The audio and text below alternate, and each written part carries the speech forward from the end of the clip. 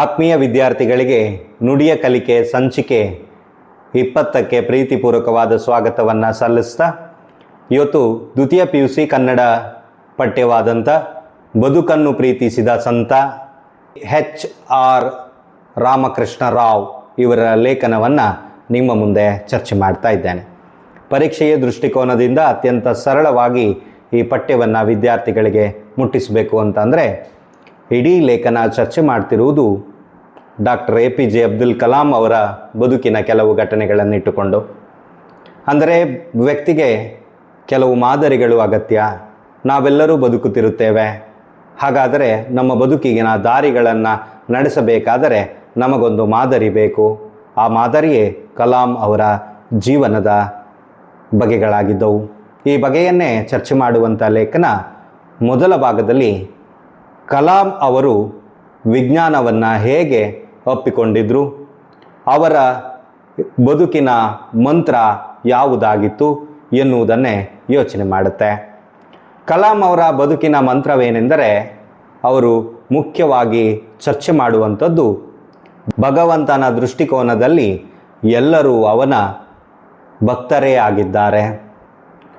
ಆದರೆ ಪ್ರತಿಯೊಬ್ಬರೂ ಅವರವರ ಕಾಯಕವನ್ನು ಮಾಡಿಕೊಂಡರೆ ಭಗವಂತ ಅವರಿಗೆ ಹತ್ತಿರವಾಗುತ್ತಾನೆ ಎನ್ನುವಂಥ ಒಂದು ಮಂತ್ರವನ್ನು ಮನಸ್ಸಿನಲ್ಲಿಟ್ಟುಕೊಂಡ ಕಲಾಂ ದಿನಾಲೂ ತಮ್ಮ ಕೆಲಸಗಳನ್ನು ಅತ್ಯಂತ ಪ್ರಾಮಾಣಿಕವಾಗಿ ಶ್ರಮವಹಿಸಿಕೊಂಡು ಮಾಡುತ್ತಿದ್ದರು.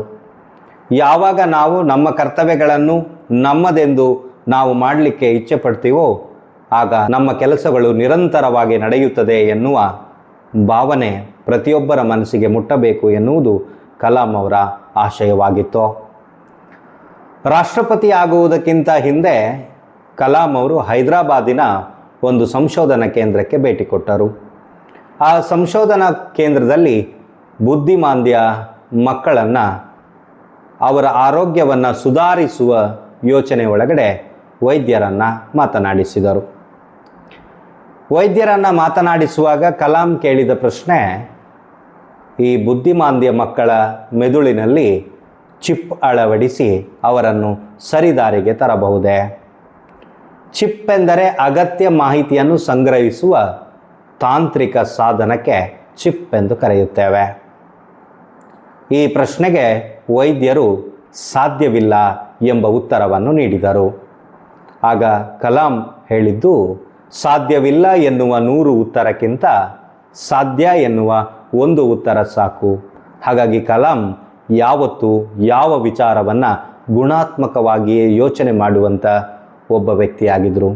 ನಾವೆಲ್ಲರೂ ನಮ್ಮ ಬದುಕಿನಲ್ಲಿ ಆಗಲ್ಲ ಎನ್ನುವ ಪ್ರಶ್ನೆಯನ್ನು ಬಿಟ್ಟು ಆಗುತ್ತೆ ಅನ್ನುವ ಪ್ರಶ್ನೆಯನ್ನು ನಮ್ಮ ಮುಂದಿಟ್ಟುಕೊಂಡು ನಡೆಯಬೇಕಾದ ಅಗತ್ಯತೆ ಇದೆ. 1999ರಲ್ಲಿ ಅವರು ತಮ್ಮ ಆತ್ಮಕಥೆಯನ್ನು ಬರೆದರು. ಆತ್ಮಕಥೆಯ ಹೆಸರು ವಿಂಗ್ಸ್ ಆಫ್ ಫೈರ್ ಅಥವಾ ಅಗ್ನಿ ರೆಕ್ಕೆಗಳು. ಈ ಆತ್ಮಕಥೆಯನ್ನು ನಾನು ಏಕೆ ಬರೆದೆ ಎಂದು ಕಲಾಂ ಒಂದು ಕಡೆ ಹೇಳಿಕೊಳ್ಳುತ್ತಾರೆ. ಏಕೆಂದರೆ ಕಲಾಂ ಹುಟ್ಟಿದ್ದು ಬಡ ಕುಟುಂಬದಲ್ಲಿ, ಬೆಳೆದಿದ್ದು ಕಷ್ಟಗಳ ನಡುವೆಯೇ. ಅವರು ಪೇಪರ್ ಹಾಕಿ ಬದುಕಿಕೊಂಡು ಏನೇನು ಕಷ್ಟಪಟ್ಟು ಸಿಕ್ಕಂಥ ಹಣದಲ್ಲಿ ವಿದ್ಯಾಭ್ಯಾಸ ಮಾಡಿಕೊಂಡು ಪದವಿ ಪಡೆದು ವಿಜ್ಞಾನಿಯಾದವರು. ಅವರು ಹೇಳುವಂಥದ್ದು, ಬಡತನದಲ್ಲಿ ಇದ್ದುಕೊಂಡೇ ಬೆಳೆಯಬಹುದಾದ ಆಲೋಚನೆಗಳನ್ನು ಕಂಡುಕೊಳ್ಳಿಕ್ಕೆ ಈ ಪುಸ್ತಕ ಪ್ರಯೋಜನ ಆಗಬಹುದು. ಒಂದು, ಜಗತ್ತಿನಲ್ಲಿ ನನಗೆ ಏನೂ ಇಲ್ಲ, ನಾನು ಕಲಿಯಲು ಸಾಧ್ಯವೇ ಇಲ್ಲ ಎನ್ನುವ ಮನುಷ್ಯನಿಗೆ ಈ ಪುಸ್ತಕ ಓದಿದರೆ ಒಂದು ದಾರಿ ಆಗಬಹುದು ಎನ್ನುವ ಕಾರಣಕ್ಕೆ ನಾನು ಈ ಪುಸ್ತಕವನ್ನು ಬರೆದೆ ಎಂದು ಹೇಳುತ್ತಾರೆ. ನಂತರ ಈ ಲೇಖನ ಚರ್ಚೆ ಮಾಡೋದು 1980ರಲ್ಲಿ ಪೃಥ್ವಿ ಉಡಾವಣೆಗೆ ಕೆಲಸಗಳು ನಡೆಯುತ್ತಿತ್ತು. ಈ ಕೆಲಸಗಳಲ್ಲಿ ನಡೆಯುತ್ತಿದ್ದ ಸಂದರ್ಭದಲ್ಲಿ ಅದರ ಅಧ್ಯಕ್ಷರಾಗಿದ್ದ VJ ಸುಂದರಂ ಎಲ್ಲ ಕೆಲಸಗಳನ್ನು ನಡೆಸುತ್ತಿದ್ದರು.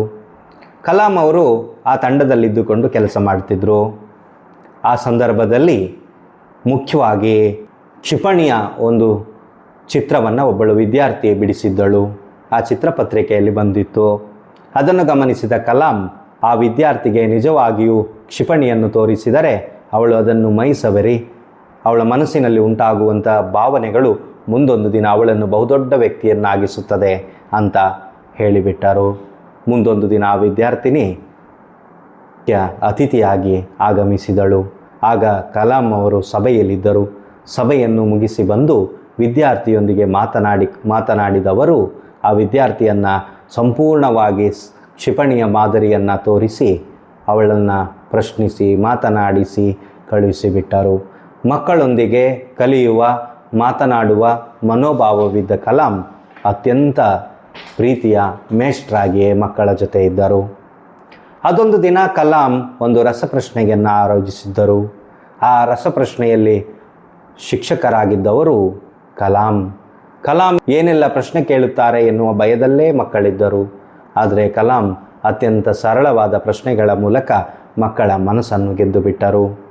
ಕಲಾಂ ಅವರಿಗೆ ಬಹುಮುಖ್ಯವಾದ ಆಲೋಚನಾ ಕ್ರಮ ಇದ್ದಿದ್ದು, ವಿದ್ಯಾರ್ಥಿಗಳು ಬೆಳೆಯಬೇಕಾದರೆ ತಂದೆ ತಾಯಿ ಶಿಕ್ಷಕರು ಆದರ್ಶ ಮಾದರಿಗಳಾಗಿರುತ್ತಾರೆ. ಹಾಗಾಗಿ ತಂದೆ ತಾಯಿ ಶಿಕ್ಷಕರನ್ನು ಅತ್ಯಂತ ಗೌರವದಿಂದ ಕಾಣಬೇಕು ಎನ್ನುವುದು ಅವರ ಭಾವನೆಯಾಗಿತ್ತು. ಅವರು ಚಿಕ್ಕಲ್ಲಿದ್ದಾಗ ಶಿವಸುಬ್ರಹ್ಮಣ್ಯ ಅಯ್ಯರ್ ಎನ್ನುವವರು ಅವರ ಬದುಕಿಗೆ ಮಾರ್ಗದರ್ಶಕರಾಗಿದ್ದರು. ಹಾಗಾಗಿ ಅದನ್ನು ನೆನಪು ಮಾಡಿಕೊಳ್ಳುವ ಕಲಾಂ ಎಲ್ಲ ಮಕ್ಕಳಿಗೂ ಶಿಕ್ಷಕರು ಮತ್ತು ತಾಯಿ ತಂದೆಯನ್ನು ಮನಸ್ಸಿನಲ್ಲಿಟ್ಟುಕೊಳ್ಳಬೇಕು ಎನ್ನುವ ಕಿವಿ ಮಾತನ್ನು ಹೇಳುತ್ತಾರೆ. ಕಲಾಂ ಪ್ರಕಾರ ಜಗತ್ತಿನಲ್ಲಿರುವ ಮೊದಲ ವಿಜ್ಞಾನಿ ಎಂದರೆ ಮಕ್ಕಳು. ಏಕೆಂದರೆ ಮಕ್ಕಳು ಎಷ್ಟೆಲ್ಲ ಪ್ರಶ್ನೆಗಳನ್ನು ಮತ್ತೆ ಮತ್ತೆ ಮತ್ತೆ ಕೇಳುತ್ತಾರೆ. ಪ್ರಶ್ನೆಗಳಿಂದಲೇ ವಿಜ್ಞಾನ ಉಗಮವಾಗಿದ್ದರಿಂದ ಕಲಾಂ ಹೇಳುವುದು ಜಗತ್ತಿನ ಮೊದಲ ವಿಜ್ಞಾನಿಗಳೆಂದರೆ ಮಕ್ಕಳೇ ಅಂತ.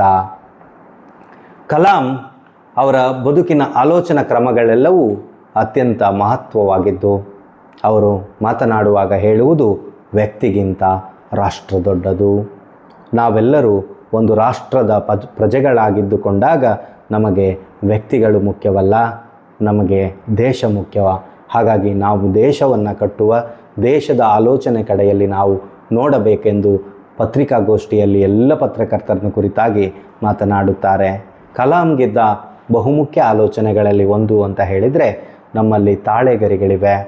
ಅಂಥ ತಾಳೆಗರಿಯಲ್ಲಿ ಸಹಸ್ರಾರು ತಿಳುವಳಿಕೆಗಳು ಅದರಲ್ಲಿ ಅಡಗಿಕೊಂಡಿವೆ. ಅದನ್ನೆಲ್ಲ ಡಿಜಿಟಲೀಕರಣಕ್ಕೆ ಒಳಪಡಿಸಿ ಆ ಜ್ಞಾನವನ್ನು ಯುವ ಜನತೆಗೆ ನೀಡುವ ಮೂಲಕ ಭಾರತವನ್ನು ಭವ್ಯವಾಗಿ ಕಟ್ಟಬೇಕು ಎನ್ನುವುದೇ ಆಲೋಚನೆಯಾಗಿತ್ತು. ಇಡೀ ಲೇಖನ ಕಲಾಂ ಅವರ ಬದುಕಿನ ಕೆಲವು ಕ್ಷಣಗಳನ್ನು ಮಾತ್ರ ನೆನಪು ಮಾಡಿಕೊಳ್ಳುವ ಮೂಲಕ ವಿದ್ಯಾರ್ಥಿಗಳಿಗೆ ಲೋಕವನ್ನು ಕಟ್ಟುವುದು ಹೇಗೆ, ಲೋಕದಲ್ಲಿ ಮಾದರಿಯಾಗುವುದು ಹೇಗೆ ಎನ್ನುವ ವಿವರಣೆಯನ್ನು ಚರ್ಚೆ ಮಾಡುತ್ತೆ.